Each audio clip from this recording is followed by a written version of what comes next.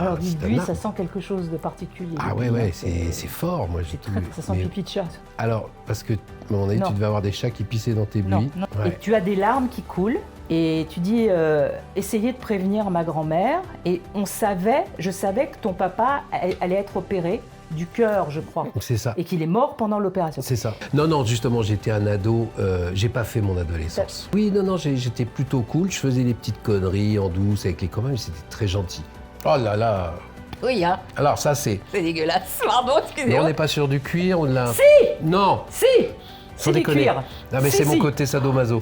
Il y a des fois, je me sens aussi bon avec les autres, et ça me fait du bien.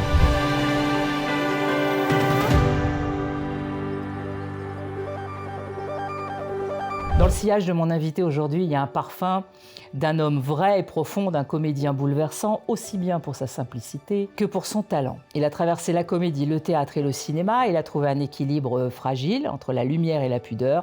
Il est tous ces personnages, mais plus que tout, il sait qui il est, et ça, c'est pas mal. Aujourd'hui, nous sommes dans le sillage de Bernard Campan. Eh ben, dis donc. Pas mal, hein. Pas mal. C'est de moi, dis donc. Ouais, hein, c'est de toi, oui. De moi, ouais. C'est pas mal, ça te va bien. Je suis la source d'inspiration de ce joli texte. De ça. Merci. Des choses à redire, tu veux qu'on corrige? Oui, je ne sais pas qui je suis. Ah bon. Alors, tu ne sais toujours pas qui tu es? Non, oui. Oui, j'aime bien explorer, mais j'ai l'impression que c'est assez changeant tout le temps. Oui. Déjà. Non, t'es pas la même personne de toute façon il y a 18 ans, 20 ans, 30 ans, exactement. 40 Et d'ailleurs, ans, moi, ça m'étonne toujours quand un type de, je sais pas, de mon âge, de 70 ans, montre la photo d'un bébé en disant « T'as vu, c'est moi ». Je dis « Mais non, il y a un problème là ». C'était toi. C'était toi, déjà, c'est plus juste. Mais on toi. est vraiment tellement identifié, une espèce de truc. Mais c'est assez mystérieux ce qu'on est. Ou ce qu'on n'est pas d'ailleurs, c'est bizarre. C'est tellement changeant, c'est vrai, mais c'est tellement changeant. Oui, puis on évolue tout le temps, c'est pour ça que les gens sont très drôles quand ils disent « C'est marrant parce que toi, t'es différent de ton frère ou de ta sœur. Pourtant, vous avez eu les mêmes parents, mais non. Oui. Les parents, quand ils t'ont eu, ils étaient différents. Quand ils ont eu ton frère, ta sœur, etc. C'est pas les mêmes parents. Vous avez été élevés pareil. Ce qui était dans un air de famille. Dans un air de famille, je les ai élevés pareil. Dit la mère, c'est tellement beau ça, parce que on peut pas vraiment élever pareil ses enfants. Tu n'es pas pareil, t'as pas été élevé pareil, donc ça peut pas donner le même résultat. Donc tu changes tout le temps. Voilà. Donc ça, c'est plutôt bien. Ça, c'est fait. Donc je ne sais pas qui j'aurai au bout des 45 minutes. Ça se trouve, ce sera un être hybride. Hein, peut-être. On est tous des êtres un peu hybrides aussi. Pour revenir à Sillage, qui est un voyage parfumé, l'odeur de ton enfance, la première chose qui te vient à l'esprit. Alors, je ne sais pas, parce que ce qui m'a traversé l'esprit quand tu m'as dit ça, c'est plutôt un son. C'est sur ce qu'à Agen, on appelle le coteau, là où était la maison de ma grand-mère paternelle, dans la chambre, avec mon frère qui avait son lit, moi mon lit. J'entendais le soir, comme un chant de sirène, c'était les bruits des trains en bas du coteau, dans la voie ferrée d'Agen, qui en freinant faisait un cri, un chant presque. C'était les freins qui devaient grincer jusqu'à ce que ça fasse quand ils se touchaient. Et moi, ça me berçait, en même temps, c'était assez... voilà, alors ça, c'est un... Tu as été élevé pas très loin d'une voie de ferrée comme moi. Oui, ouais. Mais toi, tes parents étaient garde-barrière, c'est différent. Donc... Non, c'était pas garde-barrière. Non, c'était garde-barrière. Mais moi, j'étais vraiment... Ma maison, il y avait le talus et il y avait la voie ferrée, qui est aujourd'hui le RER. C ou D, un truc comme ça. On n'appelait pas le RER à l'époque. Et les gens qui venaient chez nous, ils avaient la trouille, parce que ça tout tremblait quand ça passait. Les verres. Mais moi, ça me berçait. Ben voilà, C'était très réconfortant, c'était la maison, le bruit du truc qui passait. Voilà, c'était tu vois. Voilà. C'est marrant, hein, c'est comme pour un enfant, des choses peuvent être étranges, belles, etc. Et un adulte, ça devient agressant. Oh putain, encore un train qui passe. Train. Oh, j'achèterai pas à la maison, il y a le train. Ouais, il y a un train qui passe. C'est fou, hein. Mais c'est encore une preuve qu'on n'est pas le même. On est jamais le même. Ça sera un peu notre ça sera idée. La thématique. Ça va être la thématique aujourd'hui de Sial. On n'est pas le même du début. Donc ça, c'est pas une odeur. Et pourtant, tu me parles de la maison de ta grand-mère. C'est ça, hein? Tu m'as dit ça. Est-ce qu'il y a des odeurs de cuisine ou des parfums, des choses qui...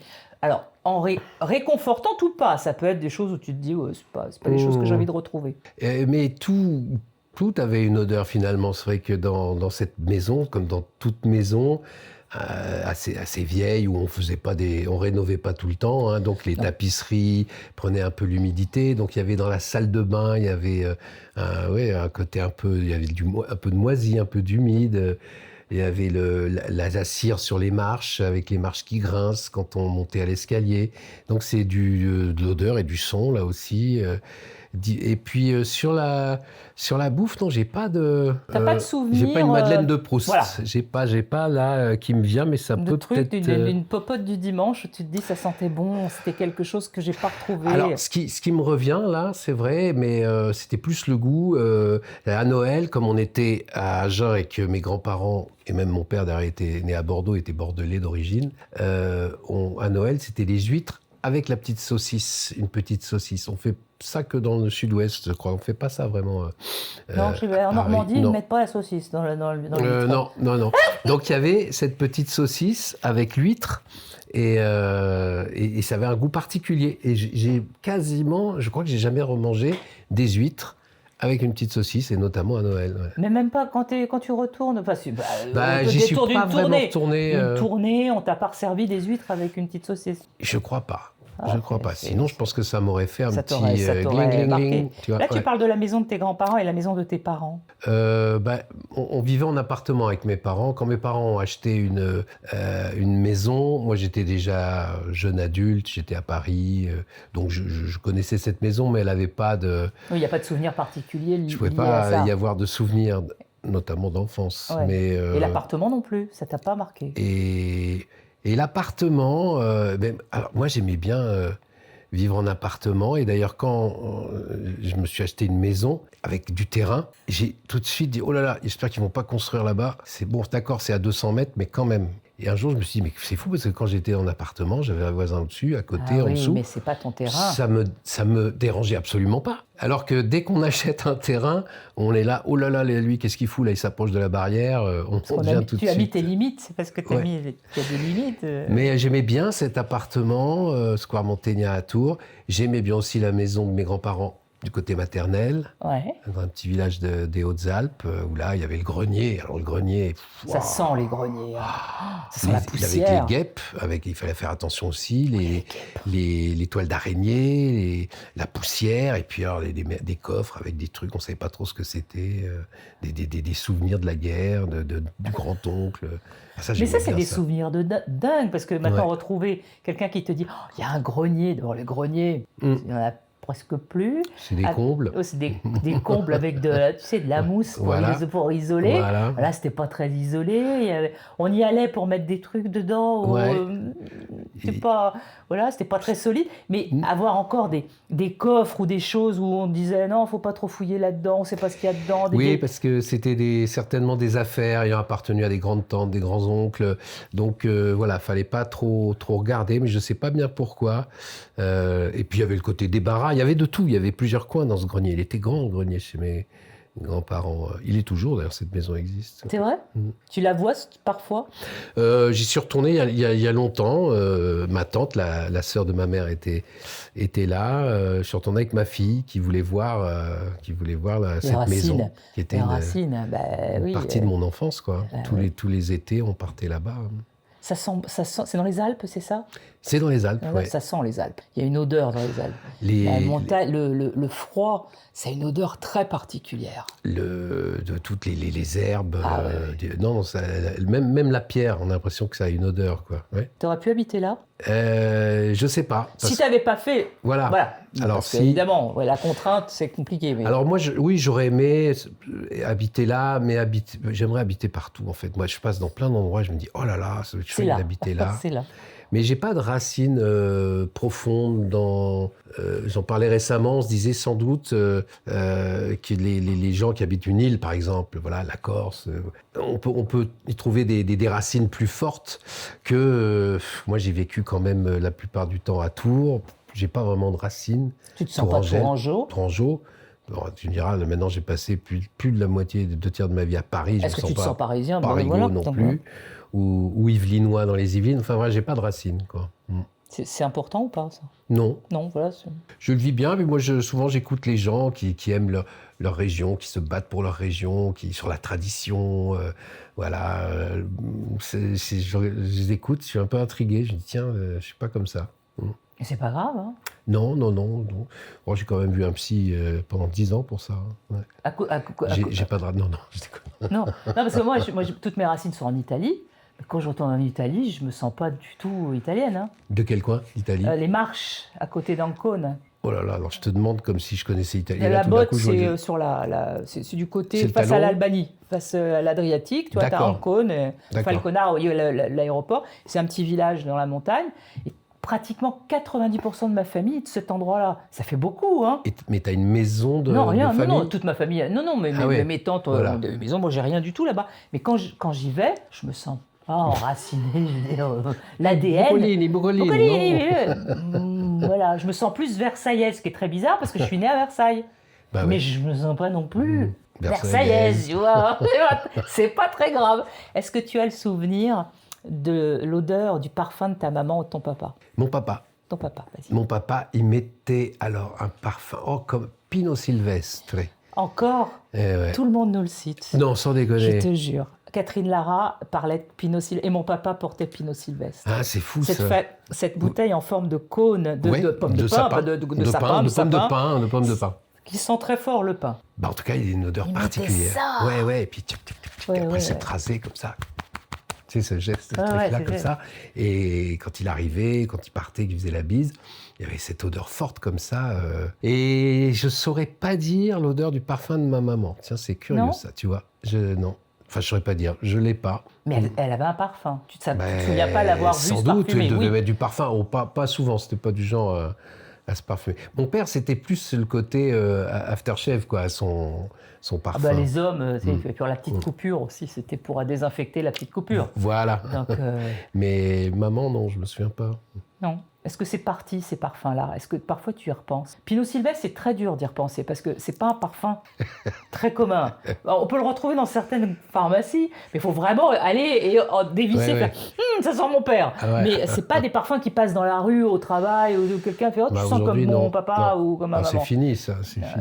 C'est plus des sillages comme ça qui te rappellent ta famille. Non, c'est fini ça. Isabelle Carré, dans Les Rêveurs, dans son livre, elle le dit, elle va dans une parfumerie pour retrouver un parfum qui correspond à quelque chose dans son enfance par rapport à ses parents, et ils le font plus. Et elle dit, mais ça devrait être interdit de plus faire un parfum, quoi. C'est vrai. C'est vrai. Ça, alors, parmi les invités, nombreux nous disent j'ai aimé un parfum, je l'ai porté, c'était moi, c'était ma mère, ils ne le font plus. Et peut-être que les gens qui font des parfums, ils doivent se dire oui, c'est plus à la mode, ça se vend plus, on s'en fout. Mais en fait, ils ne pensent pas à tout ce que ça peut provoquer dans l'imaginaire. Quand tu es tombé amoureux, est-ce que tu as pu tomber amoureux d'un parfum d'abord? De quelqu'un qui passe avec un parfum. Est-ce que ça t'est déjà arrivé? Non, mais je dois dire, certainement, moi, j'ai pas vraiment un sens olfactif très développé. Quelqu'un qui sent bon, tu le sais. Hein? Oui. Mais c'est vrai que c'est pas même gustatif, tu vois. J'ai de la peine à retrouver le goût de quelque chose, les odeurs. Mais non, pour moi, c'est plus une image. Quand je suis tombé amoureux, c'était une image avant d'être un parfum. C'est une silhouette. Oh là là.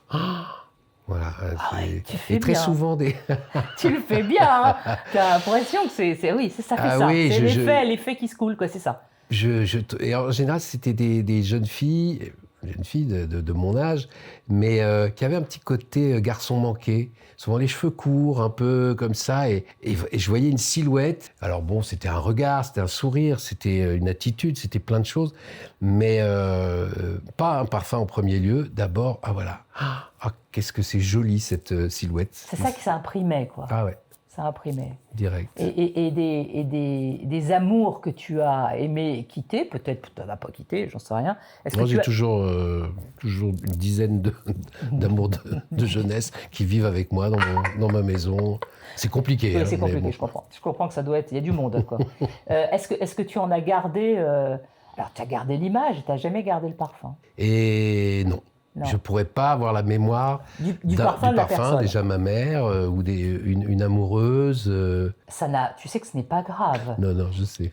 Tu n'as pas effacé ça sciemment. Hein. Je pense que tu es peut-être... Est-ce que c'est effacé ou est-ce que ça ne s'est pas imprimé? Non, ça ne s'est pas imprimé. Je crois. Ça ne s'est pas imprimé. Peut-être que tu as rencontré des gens qui n'avaient pas des parfums aussi notables ou... ou important, quoi, tu vois. Sauf Pinot Sylvestre, ça c'est... Après, par contre, je sens le parfum de la peau, voilà, dans une relation amoureuse.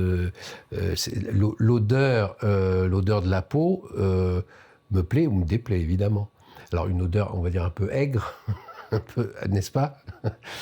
Ça peut... donc oui, j'ai bien un sens olfactif relativement développé. Parce que quand tu prends les transports en commun, tu as un sens olfactif. Ouais. Alors, il faut mieux qu'il ne soit pas trop développé. Ou même moi, je sens mon odeur parfois qui peut me déranger. Oui. Si je ne me suis pas lavé depuis 3-4 jours, par exemple, je sens ça peut me déranger. Ça peut te déranger. Alors les autres, ils ont qu'à me le dire. Hein. S'ils n'osent pas, tant pis pour eux. Non, je pense que c'est pas grave, il n'y a pas besoin de consulter, mais c'est peut-être que tu n'as pas rencontré des gens qui dégageaient un parfum.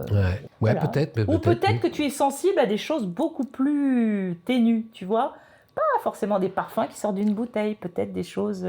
Tu as des senteurs, de mémoire, des pièces. Tu parles très bien de la maison de ta grand-mère. Moi, en balade en forêt, je suis sensible aux odeurs, l'automne, la pluie, l'odeur des feuilles mouillées, ça je sens. Ou alors l'été, on parlait des Alpes, la lavande, les odeurs le buis, l'odeur du buis. Alors du buis, ça sent quelque chose de particulier. Ah c'est fort. Moi, ça sent pipi de chat. Alors, parce que, à mon avis, tu devais avoir des chats qui pissaient dans tes buis. Non. J'avais pas de chat qui pissait dans mes buis. J'avais pas de buis. Chaque fois que je passe devant des buis, je dis... Parce que c'était les vieux qui disaient ça à l'époque. Ils disaient « Ah, ça sent le pipi de chat !» C'est vrai, le buis, ça sent le pipi de chat. Ah merde, alors... T'as pas senti ? Ah non. Je te jure, mais le nez dans des buis, ça sent le pipi de chat. Ah non, moi j'aime l'odeur du bois, du buis. Ça, t'es un homme de la terre, en fait. Mais de toute façon, on est tous à quelques générations. On a des ancêtres qui ont été les mains dans la terre. Oui, mais toi, t'es un homme sensible à la nature. Peut-être, j'ai un côté assez terrien, et puis tu sais, alors du côté de ma mère, la montagne, le côté un peu Rabelais, un peu, on grimpe. Ouais, moi non, c'est vrai, j'ai des bonnes cuisses, des bons mollets, et hop, on y va et on grimpe, quoi. Donc, non, mais la terre, oui, ça me parle, moi, ça me plaît bien. Et puis, c'est vrai que, mais alors, puisqu'on reste dans les odeurs, ça me fait réfléchir. Par exemple, en forêt, je sens, quand il y a eu un animal, je sens le musc. Alors, c'est fort, le musc, hein, l'odeur du sanglier, ou d'un cerf, ou d'une biche, ou d'un chevreuil qui est passé par là, je le sens. C'est vrai. Alors que Anne, ma femme, qui a un odorat et un palais beaucoup plus développé que moi, par contre, peut ne pas le sentir. Donc c'est marrant, ça doit être sélectif aussi. Moi, je sens pas ça. Il y a un sanglier qui passe, je sens rien du tout. Hein. Moi, je sens. Pourtant, ça sent le sanglier. Hein. Eh ben oui. Et c'est pour ça que je suis étonné, que je dis à ma femme, tu sens rien là ? Ah ouais, peut-être un peu. Non, c'est fort, quoi. Tu vas tout savoir. Hein. Mais oui, j'ai tout ça. Il faut que tu trouves la personne qui sent les sangliers en même temps que toi, pour être safe en forêt. Recherche personne qui aime le sanglier, qui sent le sanglier. Sent bien l'odeur du sanglier quand il faut. Voilà. Tu as été ado, comme tout le monde, puisque tu es là, t'es passé par cet âge peut-être ingrat pour toi. Mes parents m'ont eu ado. T'ont eu ado.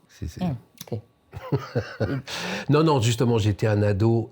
J'ai pas fait mon adolescence. Tu n'as pas fait ton adolescence, c'est-à-dire jamais. Ou tu as été un adolescent où on disait non, il est cool. Oui, non, j'étais plutôt cool. Je faisais des petites conneries en douce avec les copains, mais c'était très gentil. Ouais. On se droguait pas, on picolait pas, on était très sages. On draguait pas.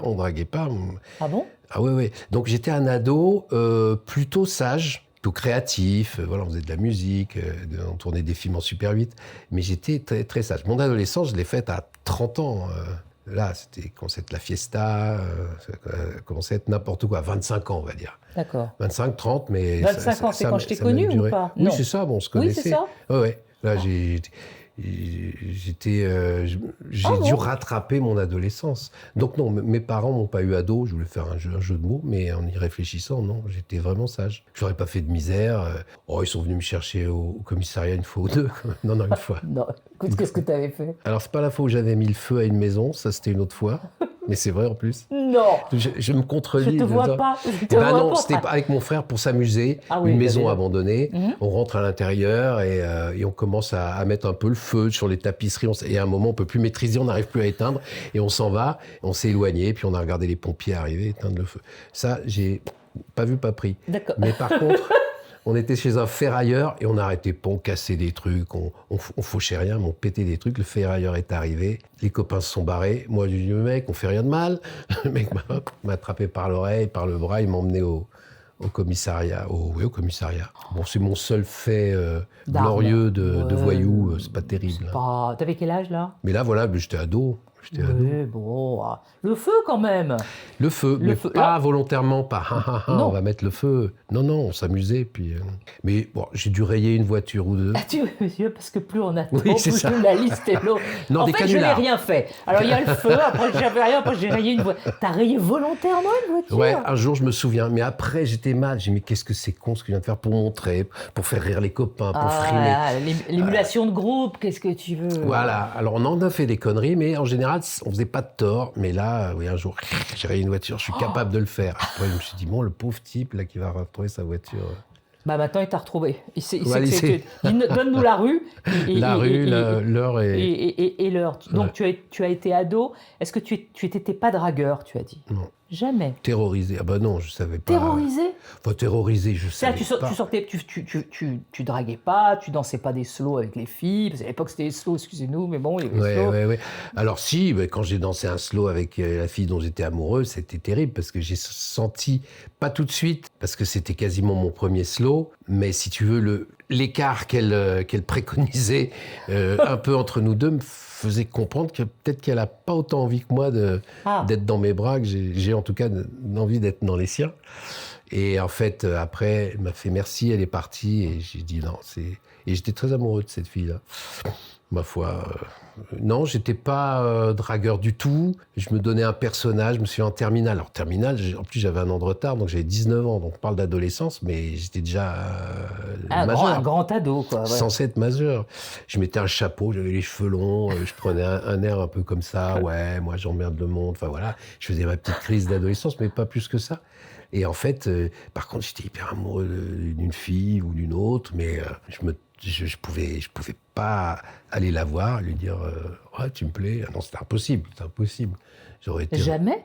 Il y a un moment, ça s'est déclenché quand même. Oui, ça s'est déclenché, mais parce que il y a eu parce que c'était possible parce qu'il y avait un retour. Il y avait un retour, voilà. Mais jamais je serais allé vers une fille qui me regarde un peu comme ça. Oh là là, non, si elle me regarde, qu'elle me sourit, qu'elle vient vers moi et que je sens quelque chose, oui, je dis bonjour, c'est sympa de te parler, ouais, qu'est-ce qu'on fait, on va boire un verre. Oui, certainement, je l'ai fait, oui. Là, c'était facile. Là, oui, parce que c'était facile. Est-ce que ça a été plus facile quand la période où je t'ai connu, mais je t'ai pas connu en train de faire la teuf, je crois pas. Est-ce que tout ça, c'est devenu plus simple? Si, je picolais. Déjà, c'était à Europe 1, là. Tu picolais à Europe 1? Ah ouais, tous les soirs, on allait picoler. Ah oui, tous les soirs, mais sans moi. Vous n'alliez pas à picoler avec moi. Je ne voyais pas picoler, parce que moi, je voyais que vous travailliez de manière... on était sérieux. Mais après le travail, je commençais à picoler. C'est une époque où je commençais bien à picoler. Ouais. Ok, d'accord. Avec Fifi et Pénaud, avec Philippe Pénaud, oui. on allait vite boire un coup. Ouais. Voilà, oui, ça je me souviens. Tout d'un coup, c'est un nom qui fleure bon l'agneau. C'était. Oh non, Fifi. Oui, enfin, on en a passé des sacrées soirées, ouais. C'est-à-dire à Europe, il y avait à Europe 1, il y avait toute une équipe qui aimait bien faire la fête. Ouais. Et vous étiez très sérieux parce que je vous voyais arriver, crever du théâtre la veille. Vous aviez écrit 15 sketchs pour en garder un à Europe 1 l'après-midi ou deux, tu vois, faire le truc, repartir au théâtre après. Je sais pas, vous jouiez le week-end. Enfin, je me disais, mais comment vous faites? C'est peut-être ça aussi qui a fait que tu t'es éclaté le soir en te disant, je relâche un petit peu de vapeur. Oui, après le théâtre, il y avait une vie, on allait chez Ali, je me souviens, ce restaurant qui fermait pas de la nuit. On rencontrait des gens, on se croisait. Je me souviens avoir discuté avec Jean-Louis Aubert, une fois, qui avait un petit verre dans le nez. Je me souviens de rencontrer des gens comme ça, Higelin, enfin voilà. Et petit à petit, oui, j'ai aimé picoler, quoi. J'ai jamais été alcoolique, c'est-à-dire ça m'a jamais entraîné dans une spirale sans fin, quoi, vraiment l'alcoolisme. Mais j'ai toujours aimé l'alcool et j'ai toujours été attiré par toutes les substances qui peuvent vous mettre dans des états bizarroïdes. Ah oui, j'ai raté un truc. Oui, ça t'a raté. J'ai raté plein de trucs. Pas pour moi, mais je te voyais, c'est-à-dire je voyais pas ça. Enfin, c'était quelque chose qui était... Mais qu'on me faisait... il n'y a pas de raison que je le voie l'après-midi à 16h. C'était pas là que ça se passait, visiblement. Non, puis on parlait pas de tout ça. Nous, on était sur notre émission avec toi, concentrés, ce qu'on faisait. Mais quand j'ai oublié les noms, Jean-Yves Lafesse, je me souviens de Jean-Yves, paix à son âme, que j'ai beaucoup apprécié, qui revient un jour, il me dit j'ai découvert un truc, ça s'appelle Ecstasy. Bernard, faut que t'essayes. Je me souviens de ce truc-là. Et quelques temps plus tard, j'ai essayé cette chose-là. Et alors ? Moi, j'adorais. On appelait ça la pilule de l'amour à l'époque. Je sais pas quoi. On était love, love, love. Ah ouais ? T'étais love, love, love ? Ah oui, love, love, mais avec tout, avec un lampadaire. T'es love avec tout ce qui se présente. Hein, donc, il faut faire attention aussi. Oui, bien sûr. C'est une belle période. Mais quand tu dis, je suis jamais tombé dans l'alcool, mais est-ce qu'il y a un moment où tu t'es dit, j'arrête un peu, ça peut aller dans une spirale ? Non, je suis tombé dans une spirale, mais beaucoup plus tard, après la période inconnue, où on avait, avant les Trois Frères, et après les émissions, il y a eu 2 ans à peu près. Et sur ces 2 ans, j'ai plongé une bonne année, dans différentes substances, différentes drogues, dont j'ai réussi à émerger, parce que justement, on a acheté cette maison dans les Yvelines, qui était un peu mon radeau de sauvetage. Et puis, je me suis ressaisi dans l'écriture des Trois Frères. Et après, voilà. C'est derrière toi, ça a été derrière toi. Oui, c'est derrière moi, mais ça a été puissant. Je me croyais invulnérable, je me croyais immortel, d'ailleurs. Moi, jusqu'à au moins 40 ans, je me croyais immortel. Enfin, je me posais... La mort, c'est une idée très... De toute façon, ça reste toujours une idée tant qu'on ne l'a pas rencontrée, et on ne la rencontrera jamais. Ça reste quelque chose de très lointain, de très vague, et je pensais que ça ne me concernerait jamais vraiment. Même le vieillissement, tout ça. Mais pourtant, tu as perdu des gens que tu aimais relativement tôt dans cette période-là. J'ai perdu mon père, mais à Europe 1, oui. J'étais à Europe 1. J'étais là ce jour-là. Ouais, t'étais là, ouais. Je peux t'en parler ? Vas-y, je t'en prie, oui. C'est un événement qui m'a toujours... je m'en suis toujours voulu. Nous avions un bureau vitré et on passait des moments dans ce bureau. Moi, j'étais juste payée pour rire parce que franchement, je faisais rien. Donc, j'étais avec vous, je faisais que rire. Et je monte et j'ouvre la porte et je te vois de dos. Au téléphone, je continue à rire bêtement, je te parle, tu es tout seul dans ce bureau, je fais du bruit, je mets mes trucs. Quand je tourne la table, je te vois au téléphone et tu es en train de dire, est-ce que vous avez prévenu ma grand-mère ? Tu dis ça, parce qu'on rappellerait toujours. Et tu as des larmes qui coulent et tu dis, essayez de prévenir ma grand-mère. Et je savais que ton papa allait être opéré du cœur, je crois. C'est ça. Et qu'il est mort pendant l'opération. C'est ça. Et je me rappellerai toute ma vie parce que je me retrouve devant toi et tu me regardes et je ne sais pas quoi faire et je suis trop jeune pour être aguerrie à ce qu'il faut faire, te prendre dans mes bras, dire je suis incapable de faire ça. Et j'ai dû dire « Oh, excuse-moi !» Et je suis ressortie de ce bureau et toute ma vie, je me suis dit « Pourquoi ?» Pourquoi j'ai rien fait ? Tu t'en es voulu de ne pas avoir une réaction autre. Et après, il a fallu que tu fasses des sketchs. T'es allé à l'antenne. Alors, c'était le lendemain, parce que je l'ai appris en fin de journée. C'était 17h ou 18h quand je l'ai appris. Au théâtre. Et après, il y avait le théâtre. Il a fallu continuer. Oui, c'est vrai, c'est dingue ça. Ouais. Ah oui, non. Et c'est très flou. Encore. Autant ce qui est très précis, c'est le coup de fil. Oui. Parce que le coup de fil, c'est... oui, monsieur Campan, oui. Je suis le chirurgien à l'hôpital, machin truc. Ah oui, là, c'est vous... Ah oui, je me suis occupé de votre papa. Ah, ben très bien. Ben, justement, je voulais avoir des nouvelles. Comment va-t-il ? Et lui, gêné, me répond pas très bien dans la mesure où il vient de décéder des suites de l'opération. Et ça a été sa réponse. Et moi, ma réponse a été « Ah, effectivement, pas très bien. » Voilà. Et ça, je m'en souviens. Mais maintenant, quand tu me racontes le fait que tu es rentré, oui, ça me dit quelque chose. Peut-être que tu me l'avais raconté. Mais moi, en tout cas, ça m'a absolument pas... Toi, ça t'est resté. Mais tu vois... Ça m'a meurtri. Je suis touché que tu étais là à ce moment, au contraire, à ce moment-là. Ça m'a meurtri parce que je me suis dit, c'est dingue, on se m'arrête 5 minutes avant, le téléphone sonne et la vie s'arrête. Clac. Voilà, c'est des choses que je garde des gens. Et quand tu étais venu me voir dans Les Enfants de la télé, je me suis dit, je n'oserais jamais lui dire. Et je me souviens de ce moment-là et que je m'en veux. Oh, mais c'est mignon de me le dire, ça me fait plaisir. Toi, en tant que papa d'enfant, parce que tu as eu des enfants, Qu'est-ce que tu aimerais que tes enfants gardent de toi comme parfum? Alors, pas le parfum, évidemment. Peut-être que tu portes un parfum. Le parfum de papa, ça serait quoi? Plus tard, dans la bouteille. Ouais. C'est important, le sillage. Ouais. J'aimerais qu'il puisse s'inspirer de ce que j'essaye d'être, c'est-à-dire un modèle. Et je définis un modèle parce que parfois un modèle, ça peut donner l'impression d'être quelque chose de un peu d'inatteignable, mais c'est pas vrai.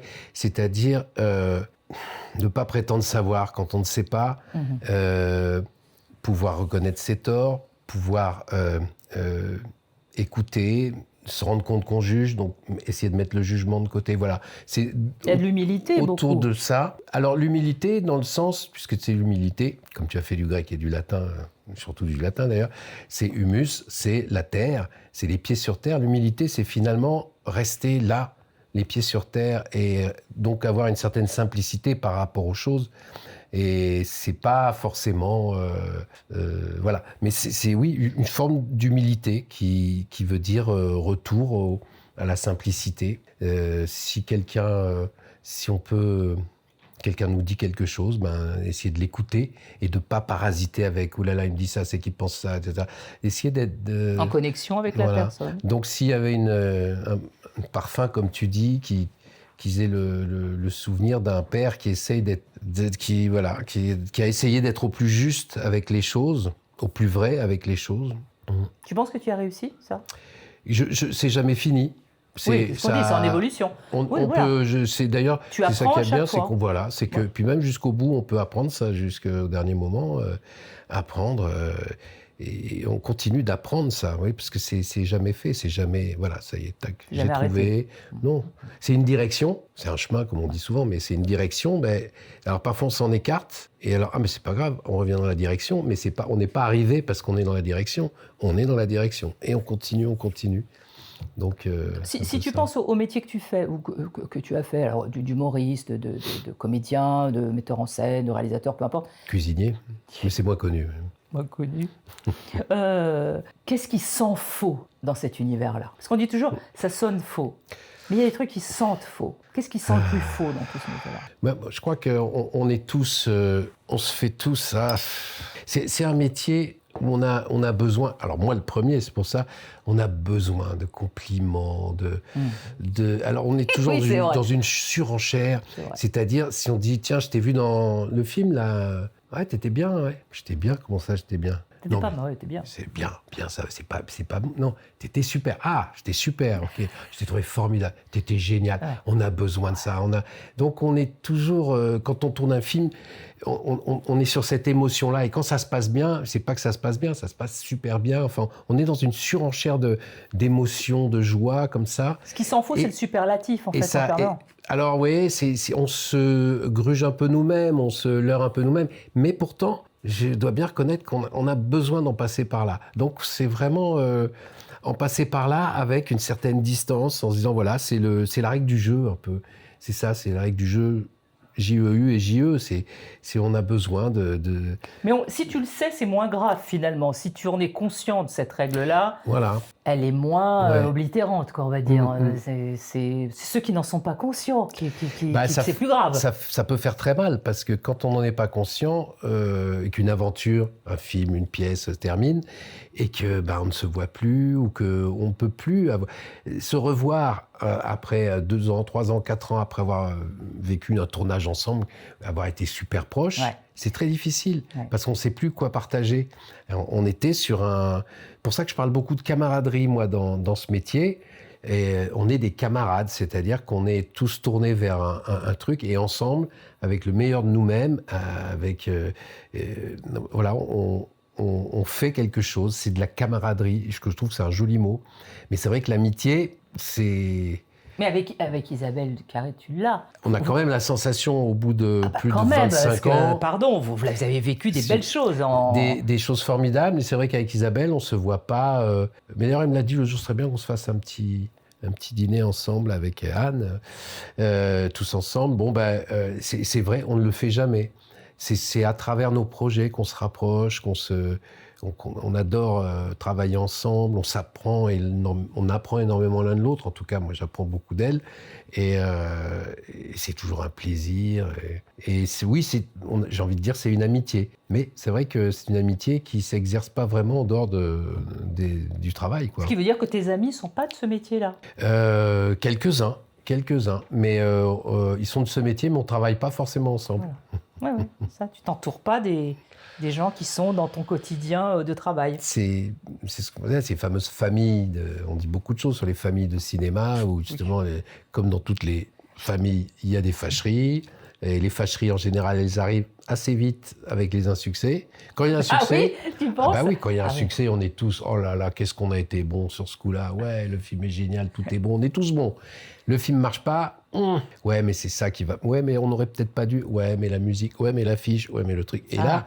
Et puis, c'est très difficile de garder ce dont je parlais, cette émotion pleine de superlatifs, de la garder quand on est face à un insuccès, face à un échec. Et pourtant, l'échec, c'est plutôt la règle. Et le succès, c'est l'exception. Hein. Je vais te faire sentir des choses. Oui. Tu vois, je cache. Hein. Alors, ce ne sont pas des parfums, je te le rappelle, ce ne sont pas des parfums que tu achètes dans le commerce pour Noël, pour te faire joli, etc. Mais tu me dis ce à quoi ça te fait penser. Ouais, je t'ai fait des super faciles. Ah non, alors je vais être super mauvais, vas-y. Mais pourquoi? Oh, je suis sûr. Mais non. Oh là, j'en ai mis beaucoup. Vas-y, non. Là, voilà. Ferme les yeux, alors, dis-moi. Alors, je pense à la... Moi, je vais te dire à quoi je pense, parce que ça, tout d'un coup, j'ai pris une bouffée. J'ai l'impression d'être au comptoir. Alors, si tu veux... Dis-moi. Voilà, c'est ça qui est terrible. C'est toute évidence, je connais. Bah, oui, mais ton cerveau n'a pas encore trouvé. Mais c'est un peu comme quand tu cherches le nom du mec qui joue dans le film, là. Mais tu si, sais, le mari de la fille en bleu, la blonde, là. Mais si, celle qui jouait avec ma... Oh putain, tu vas me le dire, j'étais... Alors, mais oui, c'est lui. Ça sent un peu l'anis, on est d'accord. Voilà, c'est ça. Il y a de l'anis. Mais je connais que ça, l'anis, et je ne l'ai pas reconnu. C'est noir, c'est comme des bonbons noirs. C'est de là... Non, réglisse. Anis, réglisse. Non, réglisse. Ils ont recréé l'odeur de la réglisse. Mais c'est vrai qu'on sent très fort l'anis. Ah oui. Oui. Mais il y a peut-être l'anis, un peu... moi, je dirais qu'il y a... Maintenant que tu me l'as dit... Ça sent un peu le truc qu'on boit, le petit jaune, tu sais. C'est l'anisette. Ouais, enfin, l'anisette. J'en bois pas, mais ça sent l'anisette. L'anisette gras. Voilà. Alors, il y en a un autre. Ah, ça tu peut-être... Alors, je la garde parce qu'on ne sait jamais, je vais peut-être y revenir. Alors, attends. Oui, vas-y. Alors, il n'y a pas un truc pour effacer là, le truc pour effacer, c'est le café. Il faut absolument que j'ai des grains de café. Ah oui. Bon, ça, on est sur autre chose, alors. Ouais, totalement. C'est un autre univers, Monsieur Campan. La coke? Non. Je sais pas.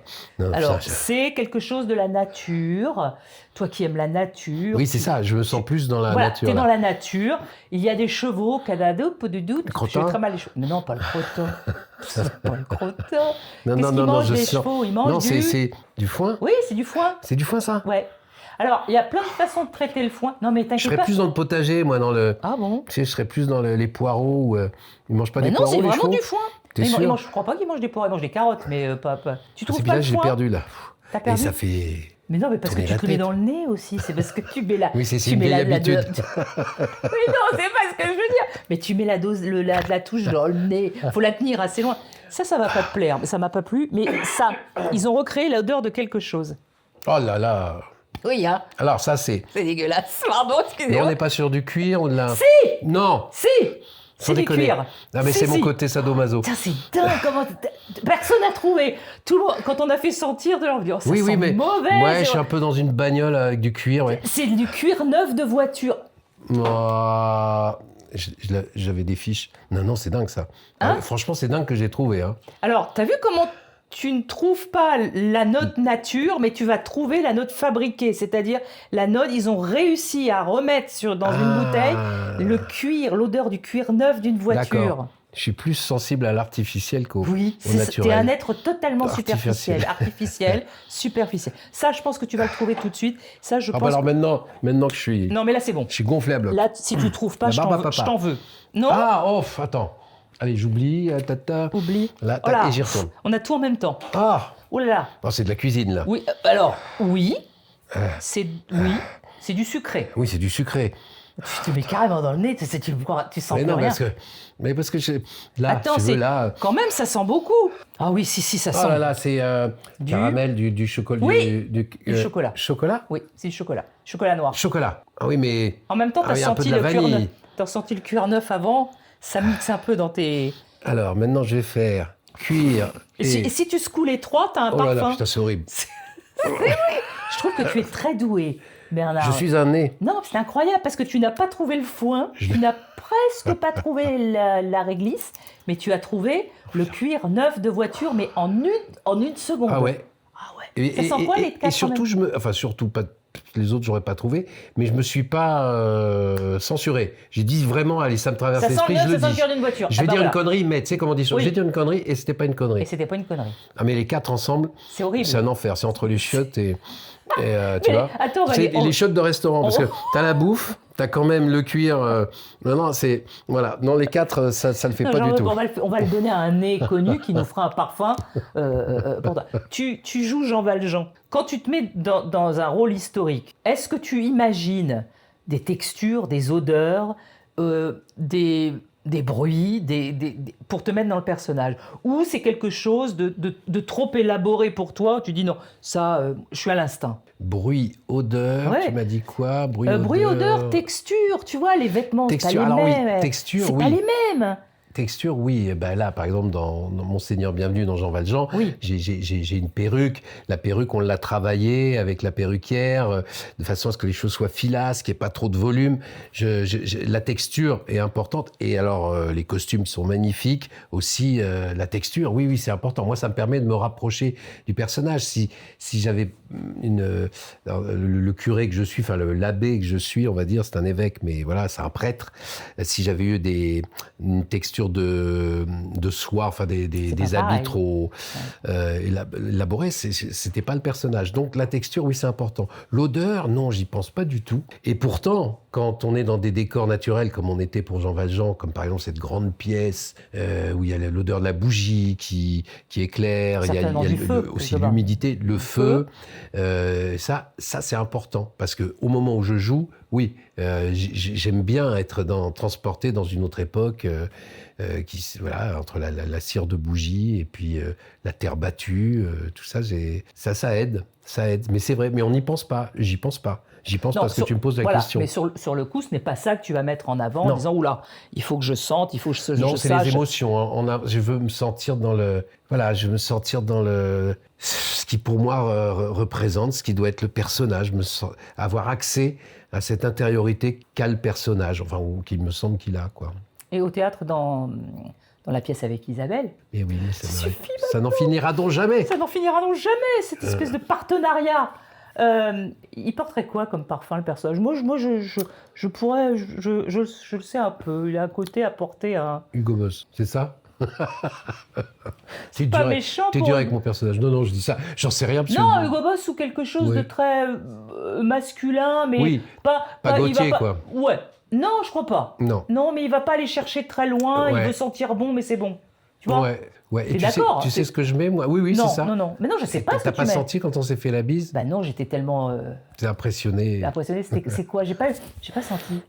Je te ferai sentir. Mais tu me le dis pas, donc d'accord. Non, je te dirai pas. Ok, d'accord. Bon, on le saura pas comme ça. On le saura après, je vous le dirai dans un je me rapproche de toi et puis dans un prochain podcast. Teste, allez, tiens. Attends, mais maintenant que je sentis ça mais aussi. Non, alors, mais c'est pas grave, vas-y. Je sens rien. Sous les bras. Mais non, je sens pas du tout ce que tu. Qu'est-ce que c'est? On est trop loin. On est trop loin. Non, c'est Chanel. Oh, Chanel. Alors, je sais pas si c'est bleu de Chanel, mais je sais pas si c'est eau de toilette, machin. Et j'en ai acheté tout à l'heure en plus. Mais elle me dit eau de toilette, eau de parfum. Oui. Ou parfum. Au parfum. T'as pris quoi? Le moins cher. Je crois que c'est... Eau de toilette. Je crois que c'est eau de toilette. C'est pas ce que porterait ton personnage dans... Ah. Je crois pas. Hugo Boss. Non, c'est ça. Plus Hugo Boss, oui. C'est ce qui m'est venu à l'esprit quand tu m'as dit oui, c'est un type qui est très...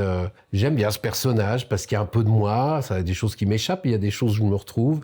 Et puis c'est très agréable à jouer parce qu'il y a Isabelle, parce que la pièce est très bien écrite et qu'on démarre sur de l'humour. Il y a beaucoup d'humour, même jusqu'à la fin, mais plus on avance, plus il y a une émotion qui vous saisit. Et ça, j'aime ça, parce que je sens que les gens... Il y a des moments de silence quand on s'embrasse, pas spoiler, mais comme c'est une histoire d'amour qui a du mal, à exister. C'est deux personnages qui se rencontrent, on va quand même évolution. S'embrasser un petit peu un moment, on va dire. Ouais. Et il y a un silence dans la salle. Enfin voilà, c'est vraiment un voyage. Un peu comme ton émission, c'est un voyage. Voilà. Et vraiment, à chaque fois, on est content de l'avoir fait et d'avoir embarqué les gens avec nous. Et non, c'est super. Une très belle pièce. Heureux de cette pièce alors. Ah oui, très Et heureux. encore de travailler avec Isabelle. Quelle chance. Si tu devais te souvenir de 2 ou 3 belles choses dont le parfum ne te quitterait jamais, ce serait quoi? C'est le parfum de la présence de mes enfants. Je vais être classique. Tu peux. De ma femme. C'est bien. C'est le parfum de l'amour, en fait, finalement.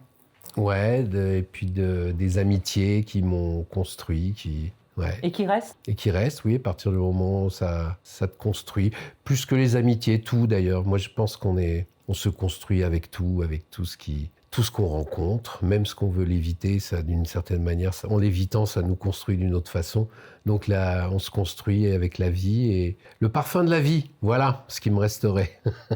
Si je devais créer, alors c'est un peu la même chose d'ailleurs, si je devais créer le parfum Bernard Campan, aujourd'hui, j'y mettrais quoi? J'y mettrais Chanel, visiblement, parce que ça actuel, mais j'y mettrais la terre, à l'odeur de la terre, l'odeur de la pluie. Moi, ça me plaît bien.